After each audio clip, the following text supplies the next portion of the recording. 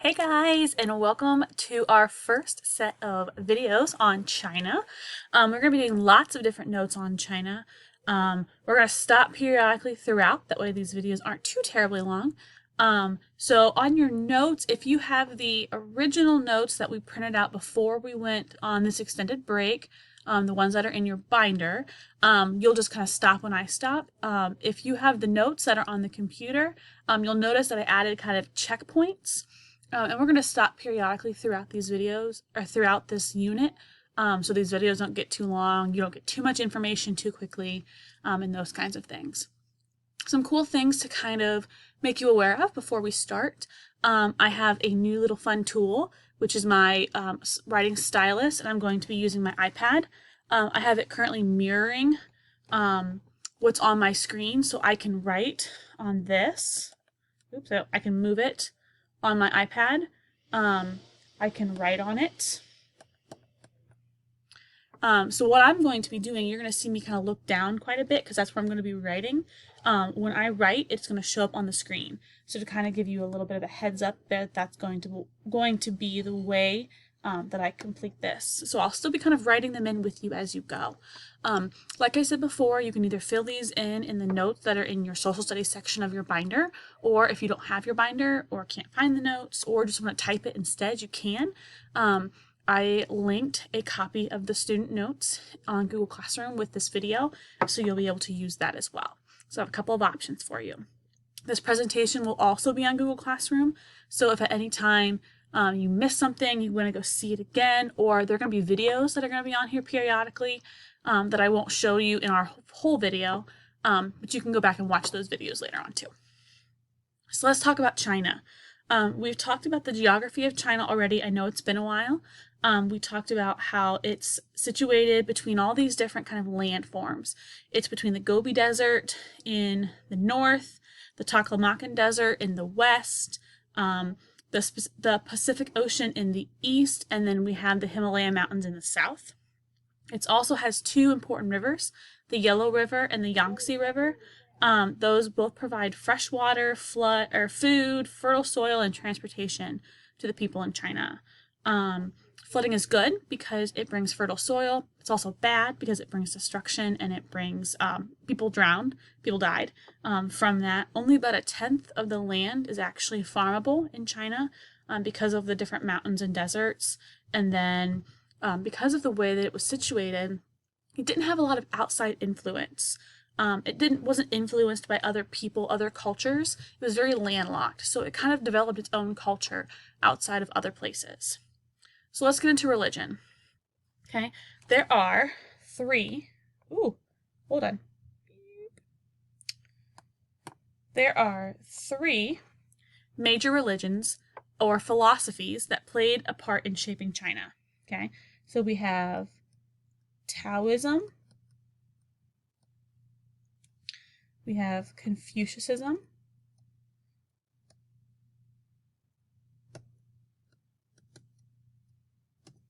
and we have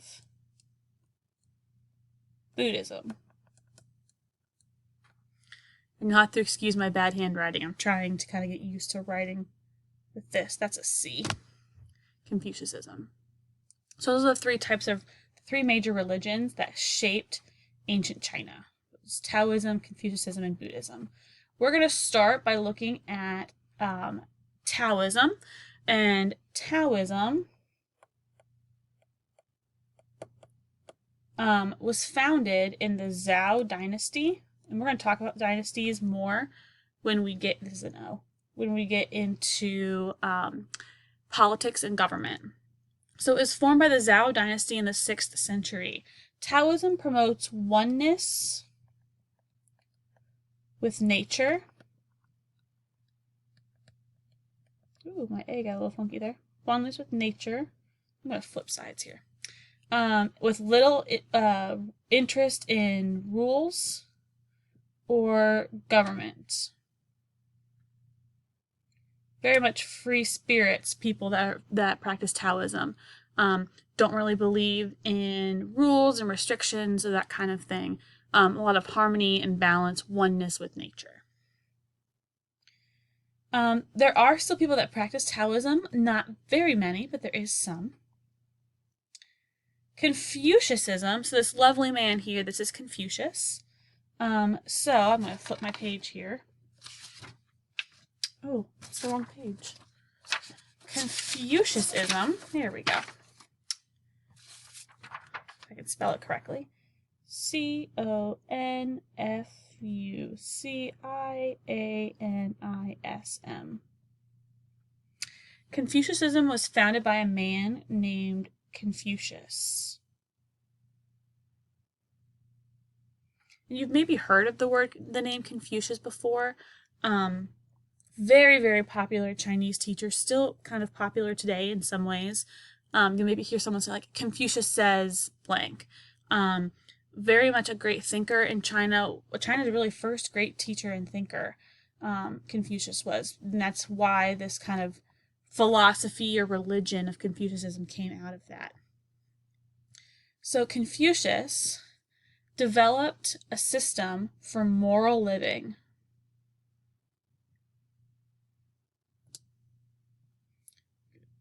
System for moral living that focuses on treating others honorably,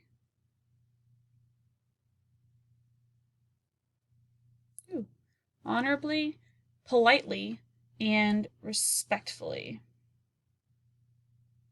Ooh, wow, I spelled that wrong. Let's try that again. Respectfully. So it focuses on treating people honorably, respectfully, kind of treating others the way you want to be treated, that kind of thing. So that's all we're really going to talk about with Taoism and Confucianism. Your homework for tonight is going to be a news ELA article on those two topics, so you'll get to learn more information about it then. But we're going to move on to Buddhism, which is one of the 5 major religions that we're going to focus on. Now, this background should look familiar to you because it's the background that we used when we studied Judaism, Christianity, and Islam. I'm going to use this background every time we get to another major religion, like Buddhism. You'll see it again when we get into Hinduism later on. So we're going to talk about Buddhism. Now, I'm going to tell you, there are some tough words in here, so I'm going to do my best to pronounce them as best I can. But remember, when we're studying foreign religions that are not typical to us, we have to make sure we're being respectful of them and the words. So I'm going to try my best, but make sure you keep that in mind when you're studying this, that we're being respectful of religions that we don't understand. So Buddhism began in Nepal. It began in Nepal around 500 BCE. It began with the birth of this prince. I'm going to spell his name out first before I say it. So we have Siddhartha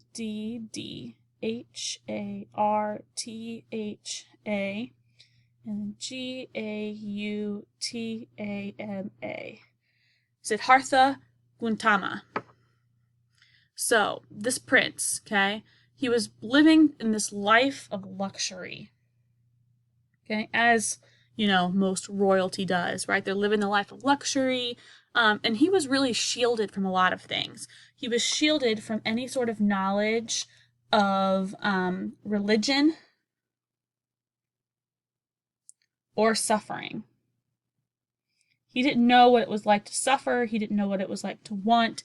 He had everything that he needed. And so he was very sheltered from this by his father, the king. Now we see that this doesn't quite go all as well for the father as he had hoped. The prince looks out among his people. So when he is 29 years old, he looks out past the castle walls. And story says that he looks out these walls and he's shocked by the suffering that he sees. He is shocked by all this suffering. Okay? And he is changed by this suffering. He sees it and he is changed by it. And so because he is changed by it, he gives away all of his rich clothing. He cuts his long hair. which we have to remember that we're in a time period where very long hair is very typical. It'd be a sign of like wealth that your hair can grow long and is healthy. So he cuts his long hair, he sells all of his rich clothing, all of his belongings, and he sets out. He sets out in search of the, I don't have enough space, I'm going to put down here, truth. He goes out in search of the truth. Man, my handwriting is really bad on this, isn't it? It'll get better. So he goes out in search of the truth.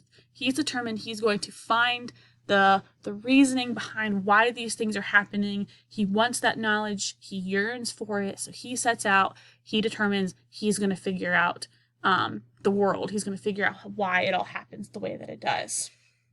Now, this is not something that you figure out overnight. He is gone for quite a long time. Stories say that he was gone for 6 years.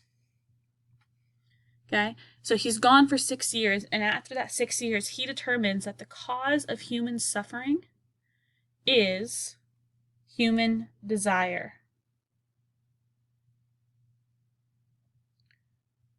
And he devotes himself to teaching others.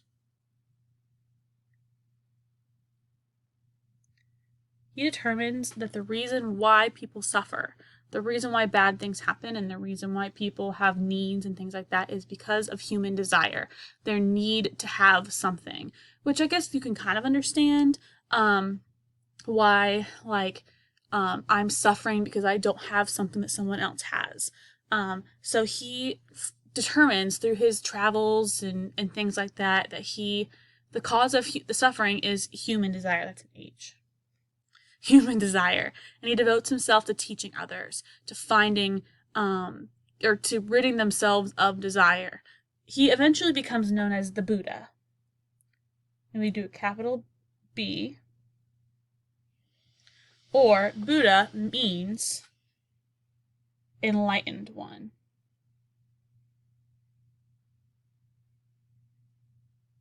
So Buddha means enlightened one. So he sets out on this journey to find the cause of human suffering and desire. He determines that the reason why people suffer is because of their desire for things. And so he devotes himself to teaching. He eventually then becomes known as the Buddha, which is the picture that we see.